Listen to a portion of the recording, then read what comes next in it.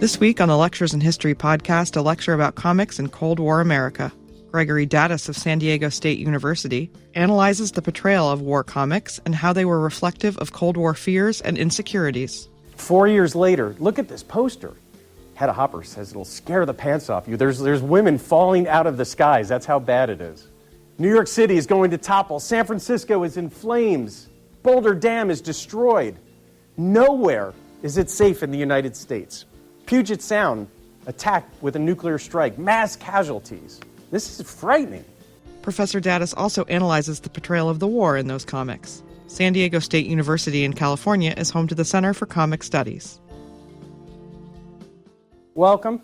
We are on Lesson 7, so we're making good progress. Today we're going to get into the Red Scare. Last lesson, obviously, we talked a little bit about the role of comics in kind of building a national identity and what that means. We'll talk about that in a moment. Today we're going to talk a little bit about the Red Scare and how the comics were contributing to that Red Scare and also reflecting it. What I want to do today, as you see here, is kind of we'll start with this kind of red menace and what it means and how it is supposedly a threat to definitions of American freedom and liberty. We're going to have a conversation on the think piece you did today by kind of examining is this tomorrow and getting a sense of whether this threat is internal or external and what was the most dangerous threat. And then we're going to take a little bit of a dive into some of the espionage comics and see how the Cold War is unfolding in the realm of James Bond and the spies. Next lesson, we're going to move over to taking a look at how children are expected to participate in the Cold War. So we'll have a reading from Kelly's Davis, and then you're going to actually look at these Bowman trading cards that came out in 1951, which are just phenomenal. They're basically baseball trading cards that were all about the Red Scare and targeted to kids. All right, so that's where we're heading today. Quick review from last lesson. We talked about comic books as an influencer and a reflection of national identity and how these comics, not just Cold War comics, but I think comics more generally, are reflective of cultural trends and receptive to cultural trends. So we see there's kind of a symbiotic relationship between culture and comics. They're reflecting culture, but they're also contributing to what that culture means. And we saw last lesson that obviously when we get into the Cold War, there are pretty serious concerns over national identity. What does it mean to be an American in the post-World War II era? What does it mean to be an American as you're now fighting yet another global threat, no longer now from Nazis, although we'll see Nazis continue to pop up. The Red Skull is just one example throughout the Cold War era. But this threat from seemingly a new totalitarian one with global communism. And so we asked, as we kind of, remember we looked at the first introduction, or the introduction of The Incredible Hulk and that first cover with Stan Lee, and whether these Marvel comics were reflective of American confidence coming out of World War II or American fears. And we had this conversation, we seemed to come to some consensus that it was both, right? That Marvel Comics, as just one example, are reflecting both a confidence in and fear of the Cold War and America's relationship with the Cold War. We talked about some of the tensions between identity and how it's constructed, a larger national identity, and is it a consensus-based identity, almost a coercive, forced identity of what you are supposed to be as an American, what you were supposed to do as an American. And then these fracture lines between this kind of larger consensus national identity in the Cold War and personal identity, race, gender, are all impacted by these fracture lines of what it means to be an American fighting the Cold War and what it might mean to be an African American participating in the civil rights movement. And as we saw, remember that one panel we saw where the NAACP is helping out an African American family in need, and the comic suggested that because the NAACP was doing that, and because they were ostensibly influenced by communism, that the NAACP was suspect. And so clearly there's some issues here and tensions between how we're thinking about identity. We also talked a little bit about this important idea of consensus and what it means during this era, right? That for me to be an American, I just did this and just tapped so for me to be an American, I have to prove that I'm not a communist. And so part of identity is also not explaining what I am, but explaining what I'm not, and the comics will help us do that. But the myth of consensus is based on another kind of deeper myth that we talked about, that Americans have this progressive mission to civilize, that these ideas of manifest destiny, if you will, that have been with us for decades and decades, are still being reflected in the Cold War through comics.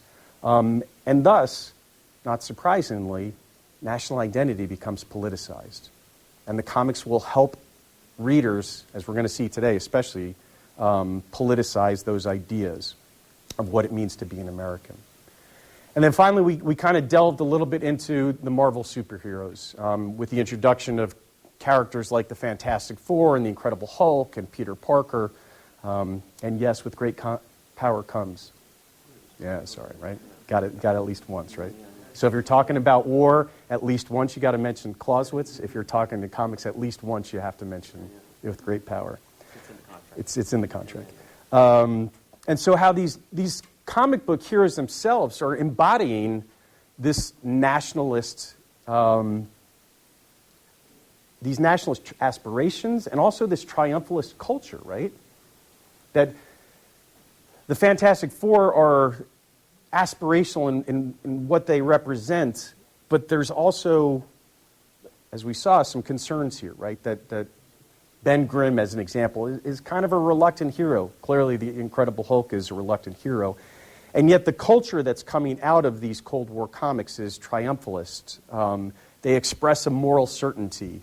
Now, we're going to see as we get a little farther into the course that crime and horror comics are definitely not doing that. And that's why they're going to be a target, because they're offering, suggesting a narrative that is not triumphalist, and that there may be some decay within this American narrative, within American culture. And that's why folks like Frederick Wortham are going to attack them, besides the point that they're supposedly contributing to juvenile delinquency. But what's important for us, especially with the Marvel comics, and we'll hit them again as we hit a little bit later on down in the course, that they're actually fighting the Cold War. And remember, we saw that one panel where Sue Storm, the origin story of Fantastic Four, she's basically calling Ben Grimm a coward and then saying, look, if we don't go to space, the communists are going to get there before we do. And so we have to. And then he gets all mad and throws down and says, I'm going to fly wherever. But they're representing values and virtues. And we had this conversation of who is more representing these values, especially in the early Cold War. Is it Tony Stark as Iron Man or Steve Rogers as Captain America? We have capitalism on one side, the strong, independent industrialist, and on the other side we have this clearly virtuous, ideological character with Steve Rogers. And then the last thing is our review for today. We saw last lesson and had a conversation about core values and who decides those core values. Who decides, who determines what it means to be an American? And how do the comics contribute to this question? And for the superheroes who are supposed to be demonstrating, exhibiting these aspirations and values, they're doing so in a way that also transcends the law. And so we had this conversation, right, of how do you represent a society's values if you're transcending its laws? These are vigilantes, aren't they? This is what the Civil War comic and then the more recent MCU movie is all about, right? Who represents the society if you're not operating within its laws? And with all of this, obviously, is a conversation, which leads us to today, about from where the major threats come and how we define ourselves and how much of national identity is determined by the threats to that society. Which leads us to the Red Scare. Okay?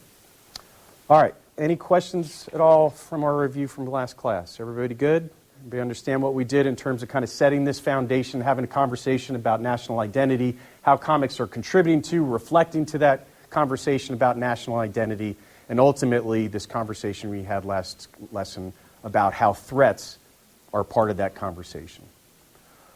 All right, everybody good? All right, we're off to the races. Everybody good here? All right. My favorite line from last night's reading, right? Peter Lee says, after 1945, these commies, evil, godless commies, are looming large because the nation was sweat-drenched in fear. What a great line. Now, it seems to be that there's proof of this, right? And Lee suggests, if we look at some of the evidence, that this is true. 1946, the Clifford Report, Clark Clifford is an advisor to the Truman administration, co-authors a report called America's Relations with the Soviet Union. And he declares the ultimate aim of Soviet policy is world domination. It's in 1946, only 1 year after we single-handedly won World War II. 2 years after that, 1948, a congressional testimony talking about Soviet espionage inside the United States. A systematic and substantial assault on the integrity of our government. 4 years later, look at this poster. Hedda Hopper says it'll scare the pants off you. There's women falling out of the skies. That's how bad it is. New York City is going to topple. San Francisco is in flames. Boulder Dam is destroyed. Nowhere is it safe in the United States. Puget Sound attacked with a nuclear strike. Mass casualties. This is frightening. And it seems to be that, yes, the cities are under assault, and apparently people falling out of buildings. But so too are fundamental values. And this is the first question I want to kind of work on today. Is Lee suggests that fundamental values were at stake. And when you read a comic like this from 1948, The Plot to Steal the World, we've seen this before, right? Remember the little Stalin octopus? In that case, it was red. But here you can see Lenin. It's 1917. He's talking about the revolution in Russia destroying all the liberties of the people. But that's not enough. Now we have to kind of create this communist world. And he's now, luckily, I guess the comic book writer and artist were there to hear the plot to destroy the world, is going to steal not just the Russian state and its people, but the world. All right, so how accurate was this? We discussed the components a couple of lessons now about Marxism and Leninism and what it meant and what it aspired to be. And we talked after World War II the capacity of Stalin's Soviet Union to actually project power, which may have been fairly limited given 22 plus million people, Russians, dead during and in the immediate aftermath of World War II. So were America's fundamental values really at stake here?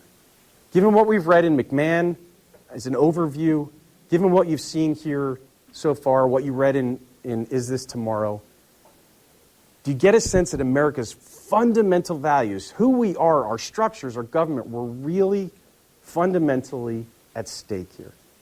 Yeah. Yeah, I would agree that their fundamentals were at stake. Like, it's evidence, like, you see stuff like rock and roll popping into the picture, and there's this whole different, like, dynamic going in the world, but I just think that's, like, progression. But I think that's also a good way for, like, a conservative half of America to try and slow that progression down by finding some sort of, like, boogeyman to blame, and in this case it was communism. Okay, so this is an opportunity, and narratives like this is an opportunity for more conservative citizens to say, look, we need to slow all this down. Elvis is taking us in a direction that we don't want to go, and the commies want that, right? Yeah. Denise? I was going to say that one of the values would be to vote, and like on the think piece, Is This Tomorrow? America? Yeah. They were saying that the communists would remove the vote, but they really value it, so they said to use the right to vote. Yeah, so this is yet another example, right, of something that is clearly at stake, at least according to the comics, right? That if communists take over American government, they're going to take away your right to vote. So exercise that right. And also, right, what's the best way for you to demonstrate that you're not a communist? Go out and vote, right? Yeah. I think that the threat was real, but I think that not like the Soviet Union was like one single homogenous state, or it was even like Mao's China, even, you know, especially as the time went on in the 70s. There were more radical people within the apparatus of the Soviet Union who did want. We need to get the world revolution going. We can't let if we stay within the borders, it will die. It will sterilize. It has to get out there. And we had this conversation, right, about the competition between the Soviet Union and China over who is going to be the leader of this global revolution, and should it be anti-communist or anti-imperialist? Yeah. Anybody else? Luke, and then Diana. Yeah, I think there's an element into which it might be justified, but I think also in a large part it's a pretty convenient scapegoat. Like if you look at Is This Tomorrow, a lot of the criticisms were of mostly American institutions like unions. Unions were basically propped up in the comic as like basically communist stooges ready to act basically on the orders of Moscow, and without really any reasons of their own for doing so. There's a point where people are like, what are they striking over? And they're like, oh, we don't know. It's in the comic, it's just because they've been ordered to by the Communist Party. But and that's what I wonder about, right? That I think we can come to some consensus that maybe a cultural value that we all share as Americans, if we even believe that is a viable argument, is that I think you can say there's a fairly independent strain in at least how we talk about what it means to be an American. And yet these union folks, at least in the comics, they all kind of shrug their shoulders and like, yeah, we were told to do this by the communists, so we're just going to follow along. And that's why I think that's what puts this into question, right? Are Americans that easily duped to believe that communism is the absolute right way to go after 150 years of just democratic institutions? And was it going to turn that quickly, especially after World War II, right? Diane? Yeah, I think they're looking for someone to direct or to make an other of, almost like the Germans did just before the World War II. Right. They're looking for a way to unify the people or the American people, so that they'll give them their support when they go to all of these wars and into Vietnam, into Korea, and Yeah, is this also a way then for the government to get support for whatever program you want to promote, especially national security, right? If there is a clear and present danger here, not to steal from Tom Clancy, but if there is a clear and present danger here, I have to get you all to accept it, because then it's easy then for you to support the Truman, to support increases in the defense budget, to support interventionism overseas, right? Grace? That's like exactly what I was going to say. I think that it's fine. It's fine. I think that, I'm not sure if the threat was real, but I think to a certain degree they thought it was. Right. Enough for those like key intrinsic American values like religion, and even in Is This Tomorrow, like guns were discussed. Right. Like education, motherhood, all those things being at risk for communism. Yeah, this raises a really important point, right? Is it just as important to believe there is a threat as there is an actual threat there? And what I find fascinating with this is we're trying to separate here, or young readers are trying to separate fact from fiction. And how do you do that? This is pretty clear, right? That obviously the red communists, the embodiment of the devil. And now you're expecting a young reader to separate fact from fiction. And it's really difficult to do. If you think about a nuclear Soviet Union and the quote-unquote loss of China, Hungary, Berlin, Korea. How do you do that, right? And so I think Grace is right. If you believe in the perception of a threat, is that just as important as the threat itself? I think so. And, yeah, get Shane.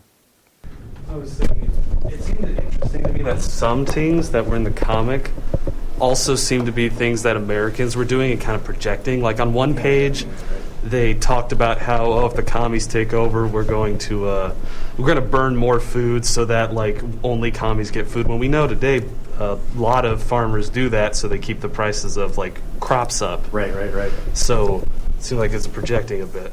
Yeah, I think so.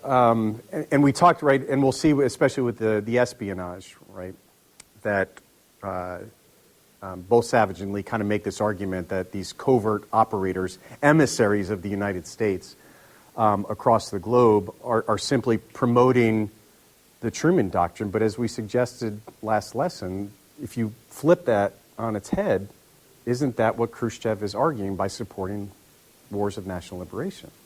I think so. So I think there is something to this argument that there's a bit of projection and mirror imaging going on here in terms of the threat, which isn't surprising if you think about, as we started with McMahon, this idea that it is a global competition for leadership of the world and what ideology is going to best serve that. Yeah, cool.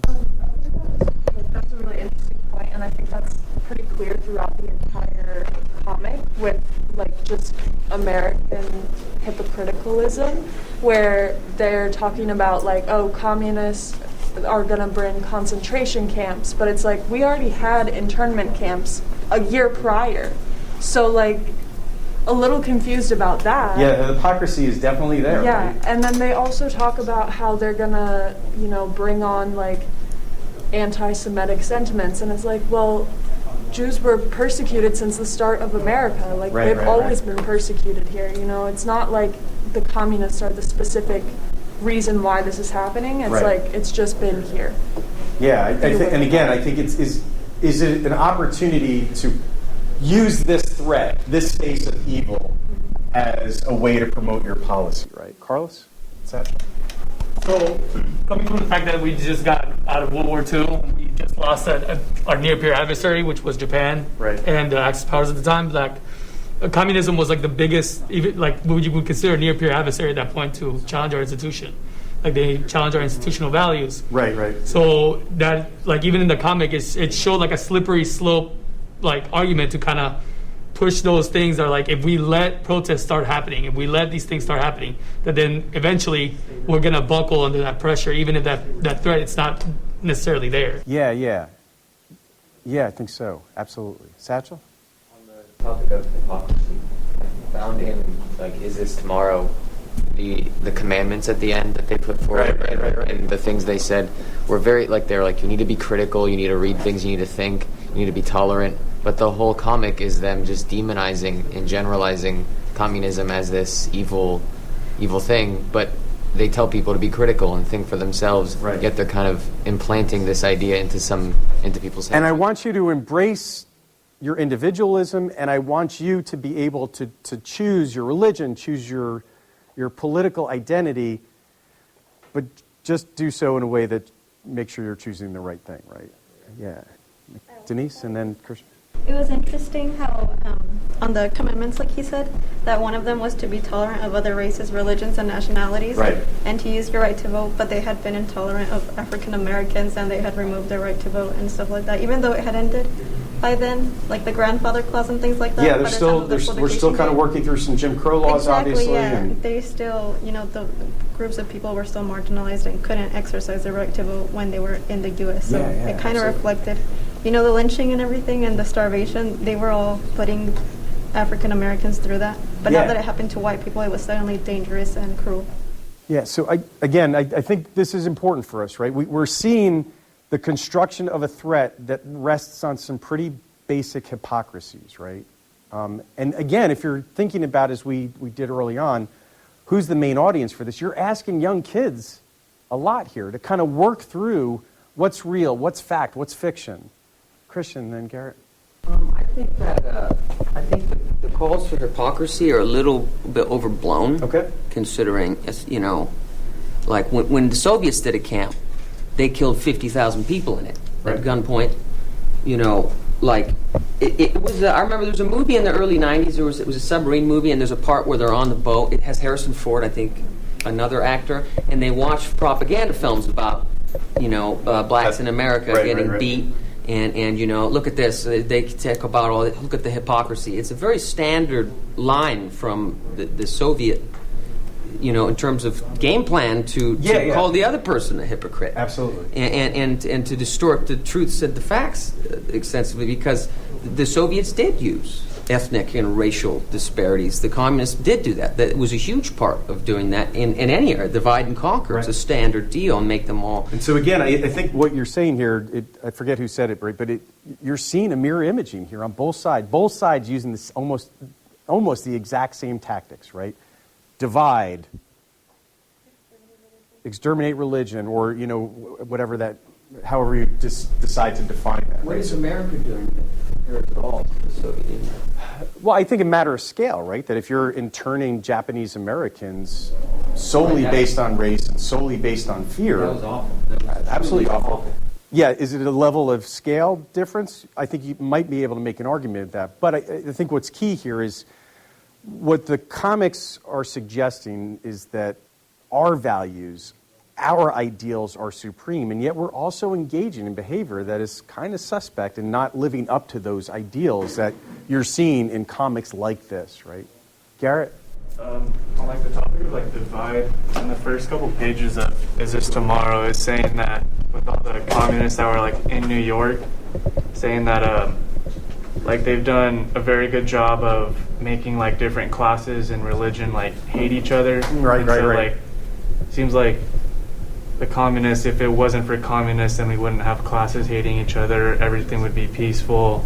But it's even though they may or may not have been communists that were doing that, all this turmoil is still going on in America. They're trying to push all America's problems on communism. So there's coercive consensus building here, right? If you speak out against class inequality, well, you're clearly exhibiting communist behavior, right? If you're speaking out about issues with civil rights, clearly you've been infiltrated by the communists, right? And so there is this kind of coerciveness to the storyline here, which I think is important as we're working through how do we define identity and how do we build consensus so we are unified against this global threat. And because there is a global threat, we need to involve heroes. And so that's why this medium for us works really well. By us, I mean young readers in the 1950s. That if you are having a bit of a trouble as a young reader separating fact from fiction, what is absolutely enticing is that this is a global struggle against a godless, evil threat, and we need heroes to help us out. Yeah. What I like about Is This Tomorrow is, and at the end, that final page before the Ten Commandments, it's definitely making it seem where it's enabling the reader to be that hero by step up, take your place, defend your country, and then we can prevent this slippery slope. If you never fall into the fear of communism or still fear it, but if you never give into it, then we won't go down that path. You can be the mighty Thor's sidekick in this fight against global communism. Yeah, it asks you to participate. And that's one of the things, that's what we're really going to dive into next lesson is the implications of asking young kids to participate in war. I mean, this is another question I think we need to ask ourselves. Is the United States at war right now? By now, I mean, let's say 1948, 49.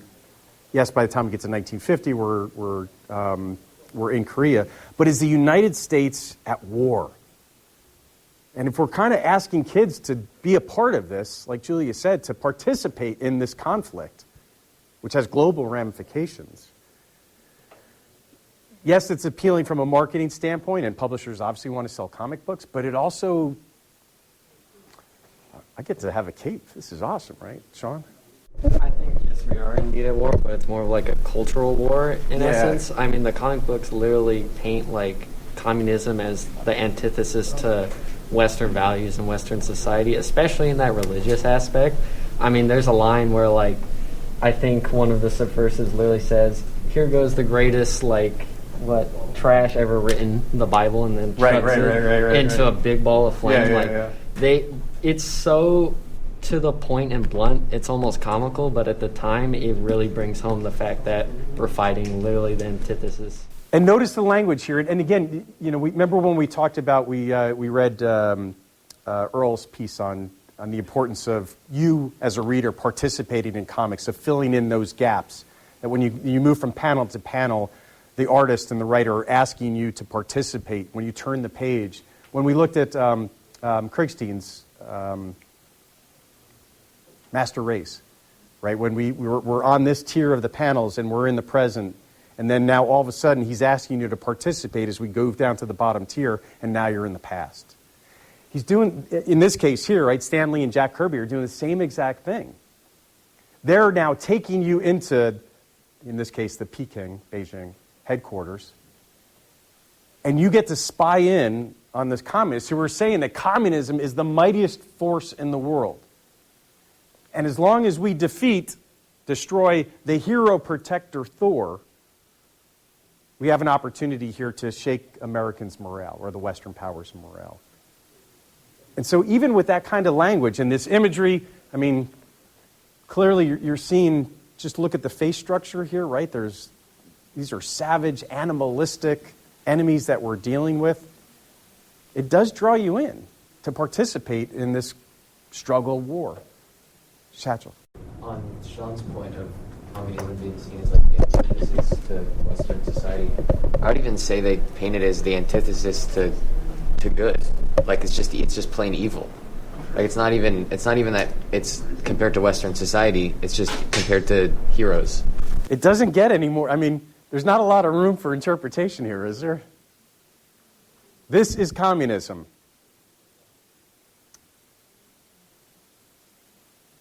Is it a little good? According to them, no. Absolutely not, right? So I think it is important for us to kind of think about, as we're entertaining these questions about American identity during the Cold War era, asking young kids to participate in this. This is pretty threatening. If it's possible that the mighty Thor can be taken down by communists, then maybe he needs all the help he can get. Which is why then Jane Foster, no. All right. There's another question I think we also need to ask here. And we saw this in the reading, an intimation, a suggestion of this, right? That there may in fact be political benefits to being at war. Now this is a much earlier comic, right? September 1940. So we still have not entered, the United States has still not entered World War II. What do you see here that might suggest that there are political benefits to war? I mean, it's an action-adventure in the Philippines, and sacking the Philippines means you got a pretty good eye on potential allies like China, and you get all the benefits of, like, materials, so then your party gets more favorable stuff because you were the one that did it. And Philippines is, yes, kind of part of the American empire here, and so there's that component of it. So this is suggesting that by being at war, you can also gain a little land places. Perhaps, right? Diane? Huge economic value to being at war. There's an economic value to being at war. Yeah, you've got all the contracts for the military. You end up with land, which gives you more free markets. It just goes on and on. And we talked about the very present concerns in the immediate post-World War II era, that it was World War II that took us out of the Depression rather than FDR's policies, right? And so among political circles, a very prevalent concern that once we got into a post-World War II peacetime era, we were going to immediately drop back into an economic crisis and back into the Depression. Julie, did you have something? And then Dave? Yeah, so at the beginning of the reading, I think they straight up say, the time to, make these changes is, when you're in crisis, because the people are looking for stability. They might be open to looking for something new. And so that's a definite political advantage if, the people that you're trying to persuade are in crisis. Then Right. you have an advantage over that, yeah. Absolutely. Do you get to demonstrate your powerful benevolence? Yeah, you get to make up your solution. You get to make up your own solution. Good, Dave. So, to answer the question, what would benefit the United States of being involved in World War II? At that point in 1940, France is occupied, and the United States would be seen as the heroes that came in and helped liberate Western Europe. Is there a potential for a hero narrative here? Look at his thighs. This guy is doing squats, right? But there's also something really scary here too, right? This kid's a baby and he's on a Gatling gun, for God's sakes. Sean? I do think it's very important to notice how Uncle Sam is depicted in comics, especially in regards to war. I mean, historically, how Uncle Sam is depicted is the nature of the nation at that point in time. And if he's in war right now, like you said, he's looking pretty strong. He's happy. He's literally beating people up, and he's larger than life. Right. So that's to say that America in a war is strong, united, healthy, and just in its element. Yeah, absolutely. So do your squats if you want to defeat communism. But there's a problem here, right? That in this case, the enemy is visible. When we get to the Cold War, we're not so certain, are we?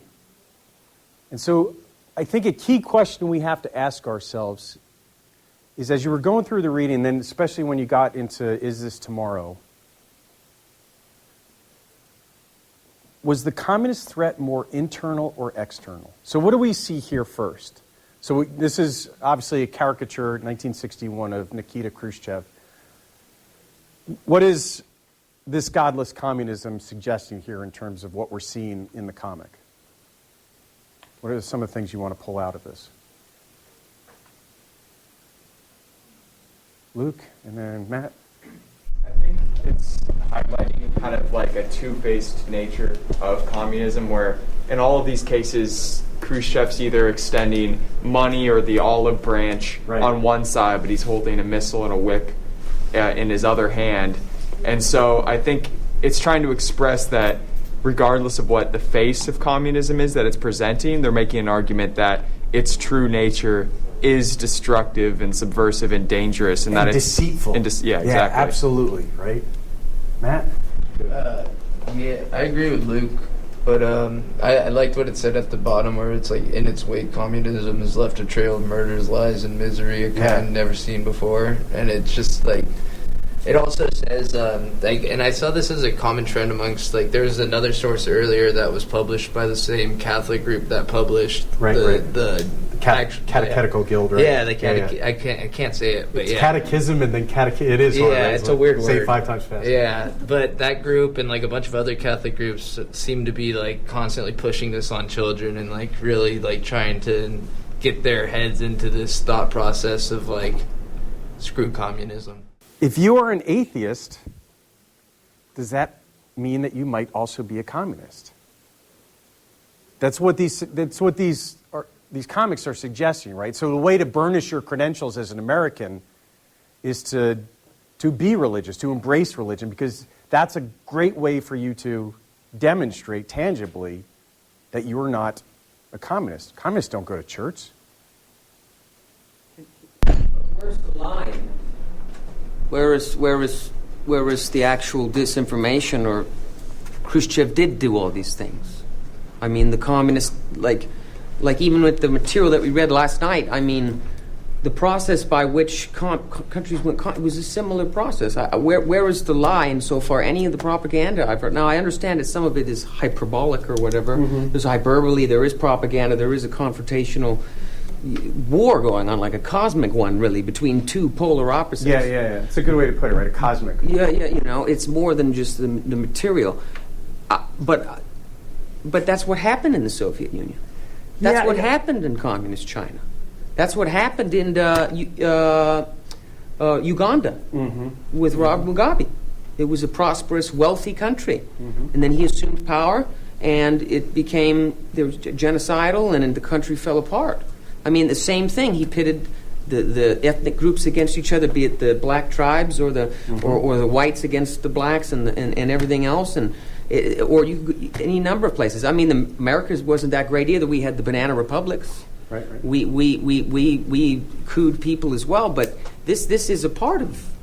Like during the era of our class in 1961 or 2, Saul Alinsky wrote his book Rules for Radicals. So this external threat is real. Okay. Carlos and then Shane. Well, adding on to that, I think that's where the huge issue comes with the internal threat, like building an internal threat, is because there was a basis for having this fear of communism. They could see like there was like solid proof, there was anecdotal evidence, and that it could be that bad, and because of that, they saw a small issue that could potentially become a bigger issue, and they decided to try to stop it at the lowest level possible. Good. Shane, and then Taylor, and then I want to come back to what Christian said. Two things. One, I did also notice when he's looking towards the east, he's trying to get peace in his own region, and then towards the west, he's trying to blow up and be aggressive. Very nice. I also found I showed a lot of this to my Russian spouse. They just laugh at so much of this. It's so like out of proportion, blown up stuff. I mean, they had the same things. I mean, they called their mom and they're like, "Well, why did you leave behind a trail of misery when you were raising me?" Pretty much, it's like they had the same things we did. That's so cool. Right. Yeah. So it was a really interesting point of view. Yeah, it is interesting. Taylor.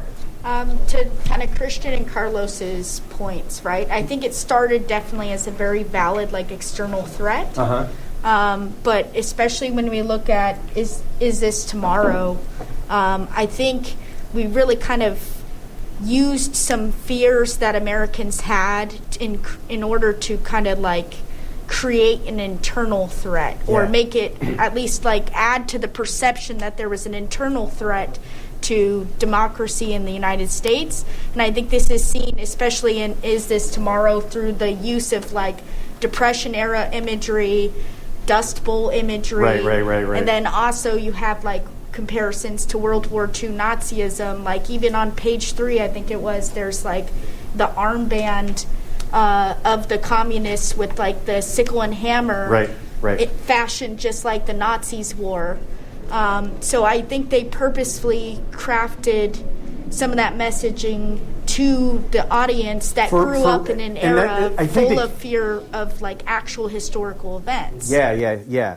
And that to me is the key question, right? Is where is the lie is a great question. But for what purpose is this being sold, right? Is it for true national security purposes? Or this is an external threat. Is it now a way for whoever's selling this message to say, well, we need to look at the internal threat because the external threat is now seeping internally? And that's where I wonder how we determine the level of threat. Is this imagery a lie? Or is it a problem of degree, right? Because what ends up happening then is this same comic from This Communism, or This Godless Communism. Take a look at here. We're now taking you through an educational description of communist cells. And in this case, we can see the evils of librarians. Because she's at a public library. He's at a university teacher. Thank you, I'm a communist. The labor union. Who talked about labor unions earlier? Here's a labor union librarian who's now in it.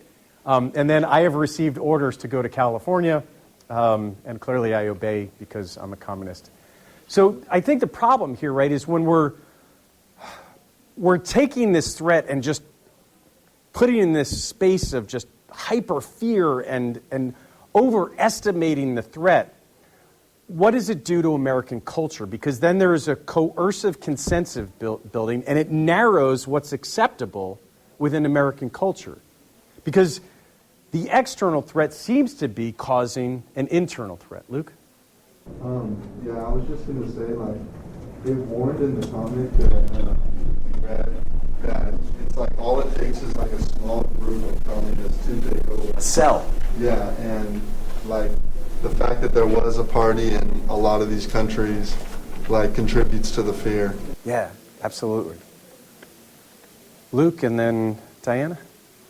Yeah, I think the issue that's present in this isn't so much that it isn't so much the foreign threat. Like, regardless of if the sentiment towards what the Russian communists are doing, the Chinese communists are doing is valid or not, it's kind of irrelevant because that isn't really what any of this is talking about. It's talking about kind of this imagined domestic threat that's kind of large. It takes its orders from Moscow, perhaps, but I think it's largely independent from anything that they're doing over there. Instead, if you look at this, there's not really actually that much specifically about communism. It's more like if it's this guy in the third panel here who's saying, "Oh, you have to leave your wife and family to work for us." It's the destruction of family values. Yeah, it's like this is showing, the destruction of family values. And is this tomorrow? It's if the Catholic Church is our last holdout against communism, you need to turn to religion. And so I think... And you are on the front lines of this war. Yeah. You and your family are active participants in this war. And again, I think what that does is it narrows what's acceptable in terms of participatory democracy. Diana and Nicole? This is also the same time that they were doing the Senate or the House Un-American... HUAC, right. Un-American Activities Committee. Yeah. Right. With McCarthy and all. Yeah. This is a little later. This is 1961. Those hearings are happening in the early 50s. They started but you're still seeing a little bit of leftover of Red Scare McCarthyism. Absolutely. Yeah. I just think it's very funny. This has nothing really to do with this conversation, but I think it's very funny that these comics where they show like the communist takeover of America, as he was saying, is like it's just a cell of people, right? It's just a small group of people. But then when you read the comics that are like Americans defeating communism, it's like, oh, it only takes like 2 people to defeat like right. So it's just very funny. But there's a lot of, I'll get to you in a second, there's a lot of insecurity here too. In this, from 1951, how Stalin hopes we will destroy ourselves, the argument in this comic is an economic one. That if we don't control our own inflation, we're going to economically bankrupt ourselves, and that's going to contribute to us not being able to fight this global crusade. So there's a meshing here of threats, right? That the external one, and in the case of the comics, there's a belief that it's all inspired by Lenin and his followers. Actually, Lenin is probably still alive in most of these comics. But Lenin and Stalin and all that are puppet masters for the world. And because Americans, some, are not strong enough to stand up against this threat, they're willing to potentially undermine our economy. They're willing to join trade unions and infiltrate and turn folks away from capitalism towards socialism within trade unions.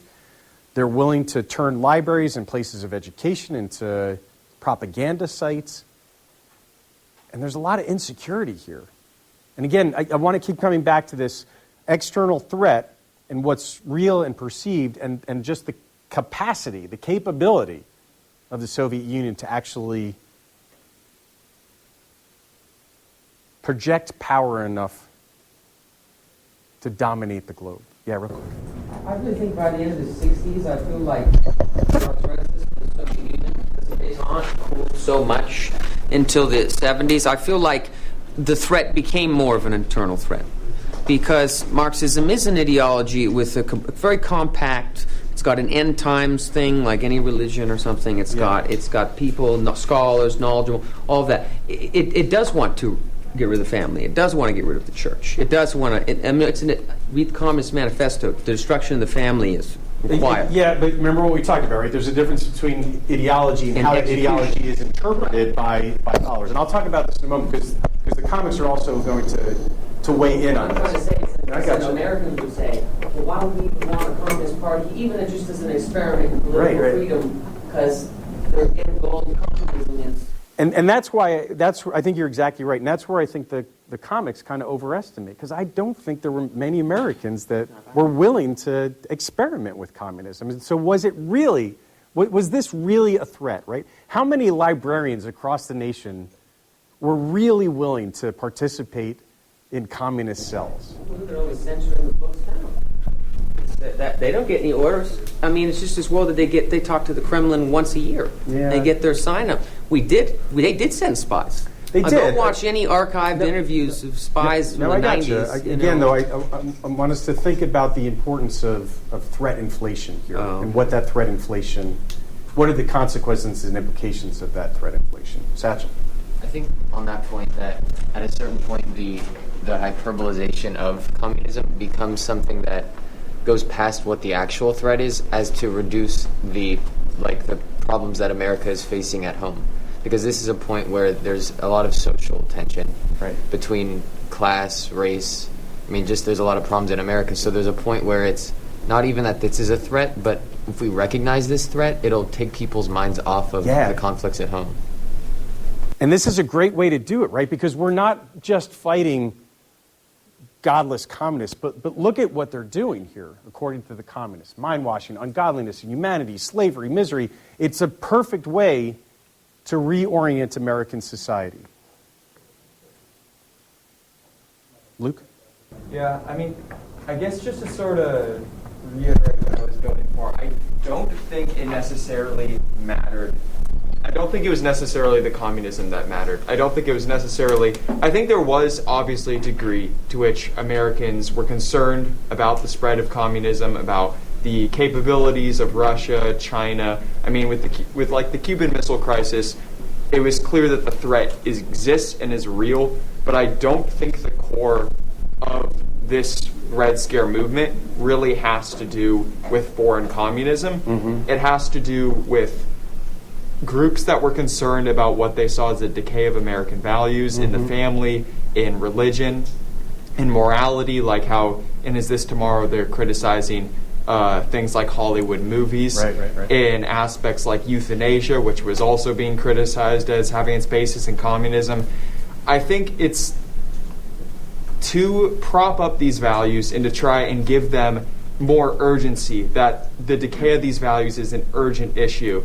I think connecting it to something that's kind of, while it does have parallels, while Marxism and communism do have tenets that include the destruction of family, religion, etc., I think it is largely separate in that it's a convenient scapegoat to create a sense of urgency in maintaining these American values. How you define them, what they perceive as these American values that are on the decline. So I don't necessarily think it matters too much how big the actual Soviet threat was to the people making, as long as it was being depicted comics this way, you could then argue for support of, and then pick your... I think it really could have been anything. Okay, interesting. Shane?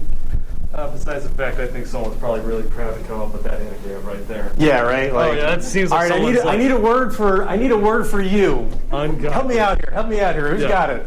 Ungodliness, right? Uncleanliness. Besides that, I think it's interesting when they put the first three: conquest, oppression, murder. Right. And then we just put that right next to Uncle Sam punching a guy from the Philippines. Right. Like really close together. Yeah. Again, this is such an important point that you were all bringing out today, right? That this mirror imaging, the parallelism, if you will, between Soviet propaganda and what you're seeing in American comic books, and how this is kind of playing off each other.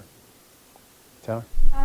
One thing I found interesting about, like, Is This Tomorrow, when we're talking about, like, the internal threat and if it was kind of hyperbolized and everything like that, was the use of language in the comic, as far as, like, every time there was a panel that talked about a strike or a peaceful protest, the wording was riot. Right. And I found that very interesting because, like, that kind of gaslighting language, right, where we're going to basically just say that everything that we disagree with is, some sort of like riot, communist conspiracy, right? And it's going to be a violent event.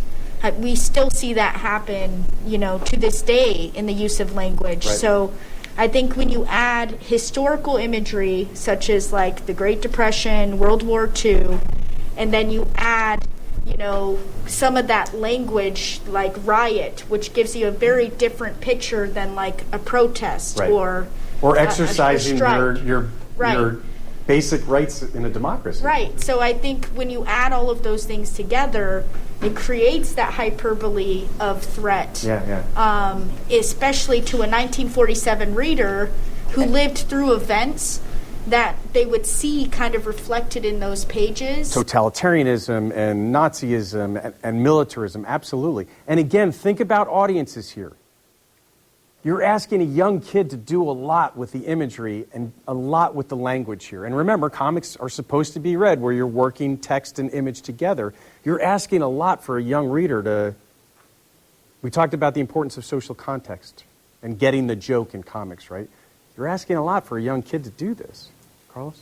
I was going to say that, like, how we were talking about, like, how everything was like it was possible scenarios that started off leading to something that was completely extreme. Right. However, like, using the verbiage and everything, there was, like, the crowning achievement or culminating victory was when the kid reported his parents. Right. Which was kind of like a destruction of, like, all values, because it wasn't just, it was just a destruction of a family. There was a religion in there. There was freedom of information. And right. It just kind of like pushed to that, like, and it which is, there's an interesting paradox here, right? We're talking about the importance of family, but we're also then showcasing a young child potentially turning in his family because they're communists, right? The last line and there's... Why didn't you share on what he was learning in school? Right. Yeah, so, and it's interesting parallels to today in terms of who has responsibility for children's education, right, Shane? The comic taught us you're allowed to snitch as long as it's for the government. Right, yeah, that's right. Snitches don't get stitches as long as it's an anti-communist message, that's right. Does that work? I think it works good. There's also this redirecting of attention. It does. They had Francis Gary Powell, the Spying for America. The U2 pilot back in, right. We got in Cuba, the way we knew they had the missiles was we had spy planes flying over. So if we're doing it, but we want to redirect it to, the Soviets are doing it, not us. Yeah, in terms of, there is a message here, and we saw from the reading last night, right, that an undercurrent message of it's okay to fight fire with fire here. If they're so immoral that they're doing this, right, that these are good Russian people. They're just being duped by these totalitarian leaders. If they're doing this to their own people, does that loosen our moral responsibilities for how we can act? It's acceptable for us to maybe occasionally step out of what we would deem moral because there's a greater good to be had here. If we can intervene and save this poor Russian family from these totalitarian Soviet leaders, don't we have a moral obligation to do that? And if we act a little immorally while we're doing that by fighting fire with fire, then that potentially is okay because we are participating in a greater good.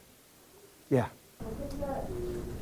That kind of ties in with, like, there was another point in the comic that I found a little hypocritical, but obviously at the time they hadn't, like, the concept of it, but they showed the disappearance and murder of someone that was communist. And then, like, 40 years later, we go on to support dictators that are going to do the exact same thing to communist people. So it's just interesting how we, like, take the exact same thing, and then obviously they didn't know at the time that we were going to do this, but, like, we just kind of take it and we're like, oh, well, they need saving. So that's right. And we're going to see this theme throughout the course, right? That the comics will also tell a very simple message here of good versus evil, and we want to make sure that it's clear. Yeah, real quick, Taylor, and I want to move on to Is This Tomorrow? On that point, though, I do think that, like the article by Savage kind of talks about the Red Menace. Mm-hmm. He talks about how, you know, in some of the superhero comics before, it was very clear fight against good versus evil, and the morals were very clear of like, well, we're not going to kill the bad guy, we're going to capture him and put him in jail. And, right, and hopefully so, rehabilitate them if they're not their minds haven't been too penetrated by the communists.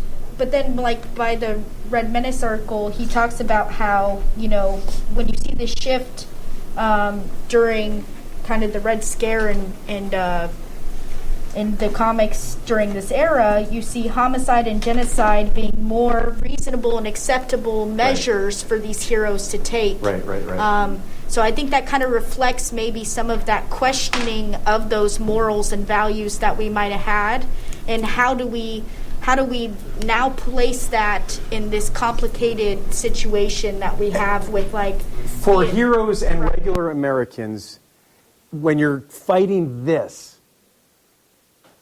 do potentially unsavory means, are potentially unsavory means justified by the ends? And I think they, go ahead. Especially with like TV showing images of what's happening, for example, in like Vietnam.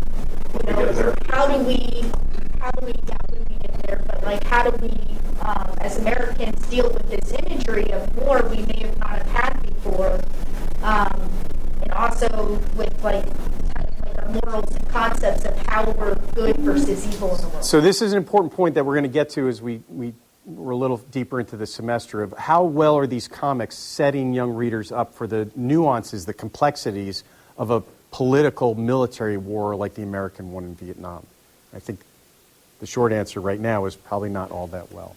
All right, this is the big comic you read for today, Is This Tomorrow? Which, now going back, as I was kind of prepping for this imagery is kind of frightening in a way that I probably wouldn't have thought frightening, a year or two ago. And I'll leave it at that. All right. How do we answer this question? Was this comic book that you read for today more education or indoctrination? So you're shaking your head like, which no?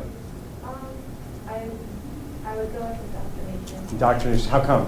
Because it opens up what I would consider a form of fear-mongering.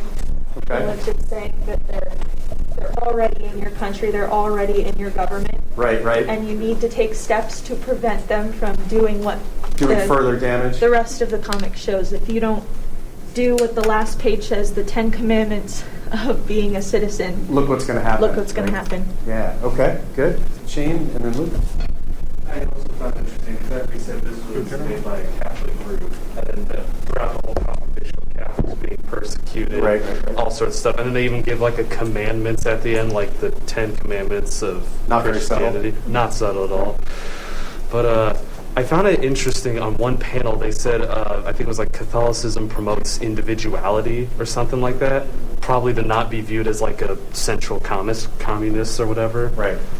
Although usually it's like, worshiping one God, so they'd be like, oh, we don't want to be like worshiping Stalin or something, so we're just going to say it's everybody's individual. When this seems like there's a lot of bias involved. Okay. Yeah, I think it's really effective in blurring the lines between education and indoctrination, because it's easy now to look back and say, oh, this stuff didn't happen, look how hyperbolic this all was. Clearly, this was just blatant indoctrination. How did people not see how ridiculous this seems?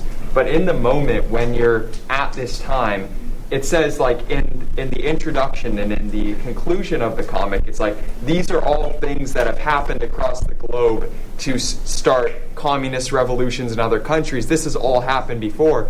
It's presented very much like education, and if you're a kid reading this, do you really have any means of going and looking at what the truth is, or are you going to take the word of something that seems to know what it's talking about and is pretty adamant about it? Or when we get to comics like this, the espionage comics.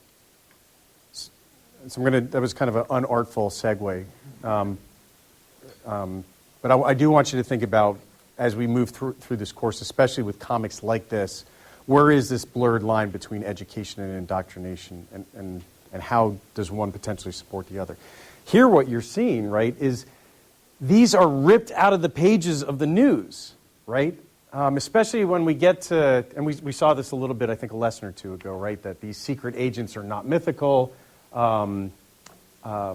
are, operating in Bulgaria. But, when you look at Bulgaria, when you look at Hungary in 1956, Czechoslovakia in 1968, a little bit later what we're talking about, when you see communists taking over in China, and it's all ripped from the headlines, if you're a young reader, I think you are scared. And when you're seeing this in movies and comics and the news, and you're seeing evidence of a communist takeover or attempted communist takeover in Korea, I think it is pretty scary. It may seem less like indoctrination and more like preparation, education to participate to make sure that this doesn't happen to America. Don't we see some of that even today? Look how easily people will are convinced when they hear something, especially from the right on the news, all these conspiracy theories and all. Well, it's got to be true. I saw it on the news. I saw it on the internet. What we talked about just more broadly about the value of the historical discipline, our very first class, about how do you use information, how do you evaluate information, how do you evaluate sources. And for young readers that are working through these big, potentially apocalyptic issues, for a 10, 15-year-old to work through that as they're reading this amazing story of spy cases, it might be difficult to work through that. Garrett? I think it could be seen as both educational and doctrine. And because the U.S. said we're the guardians against communism. Right. And so we use if we can use a lot of fear to make sure people go against communism, because if America falls, then there goes our guardian against communism, and so the rest of the world will fall. Yeah, and there's a sense here, right, that we now actually do have a moral obligation to intervene. And that's why I think the espionage comics are so important for us. Because what they're suggesting is, yes, there potentially are traitors and sympathizers here at home, but there's also a fight to be had overseas. And not necessarily a conventional one of armies, but one of spies, and we have a moral obligation to help, right? If we go back to that blood is the harvest, don't we have a responsibility as a superpower, Peter Parker, to help out? Because we have the power to do so. Sean? I think a good point was just made a minute ago, that comic books, especially espionage comic books, are kind of like the beginning stages of political commentary and biased opinions infiltrating news in a way. Back then, this was almost it's not news, of course, but it's a large information source at the time. What's the difference between education and entertainment? The line is very blurred, especially really when it comes to comic books. Just real quick before we move on, we're going to come back to this, but I want you to note the gendered component here. Look at the colors here, obviously the red piece of this, and this luscious creature that as she's described in the book. We're going to talk a little bit later in the course about the role of sex and gender in terms of women who are seduced by communism using their bodies as literal weapons of war. So just hang on to that. We're going to come back to this image a little bit later, but I want you to just tag this for right now, and we'll hit it again. And once more, even with these folks that are serving overseas, in Korea, we saw radio operators that turned into traitors, right? We saw folks that are supporting American values overseas. But this spy game is happening here at home as well. Look at the language here, right? This is Rick Davis of the Secret Service. He's uncovering this plot to poison American crops.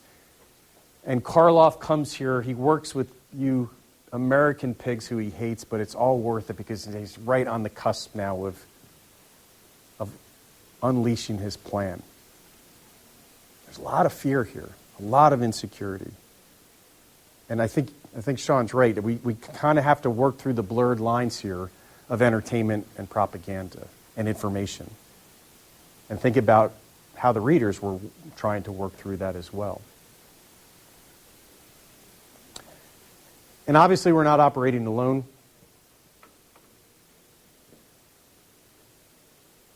We have our allies here in places like Korea. Notice the language here in terms of our Agent Kent throttles our North Korean agent and then is told by an appreciative ally that, hey, thanks for giving us democracy. I promise you we're not going to give it up. So there's a sense here, I think, too, of responsibility among our allies, of being appreciative for what Americans are bringing to the table. And that same language applies overseas. You all, pick your place, in this case it's Romania, have to be united against the threat, just like we are at home. And look at the language here. Don't you realize the Reds want people to split us up into factions? Don't make the same mistake. Yes, Hutch.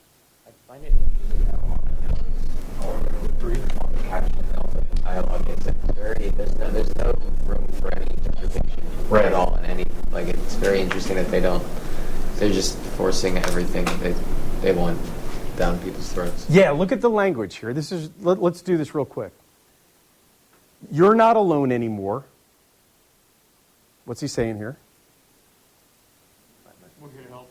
We're here to help, but this is a global fight that we're all a part of, but we're here to help, so be appreciative.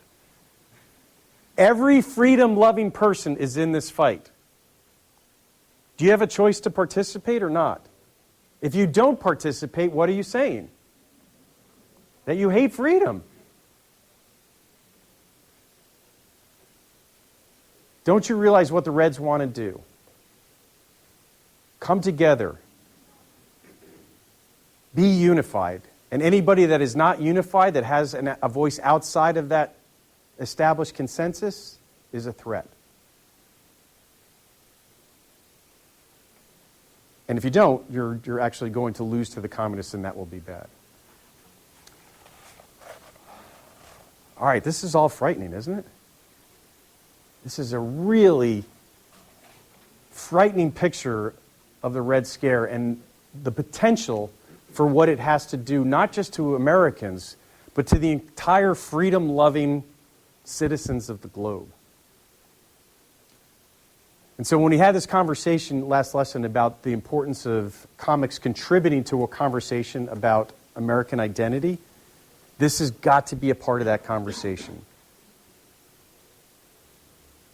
It's what we aspire to, but it's also what we're afraid of. And when we get to the next lesson, we're going to see it is so frightful of a threat that we have to get kids involved. Children have to be a part of this fight. They have to be indoctrinated into the message here because they are the future not only of our national security, but of the entire United States of America, if not the globe. All right, we good? All right. Well done, everybody. We'll see you next lesson. Thanks for listening to C-SPAN's Lectures in History podcast. If you're interested in hearing more history, check out Season 2 of the Presidential Recordings podcast. The second season focuses on taped conversations between President Richard Nixon on topics ranging from the Watergate scandal to his nominees for the Supreme Court.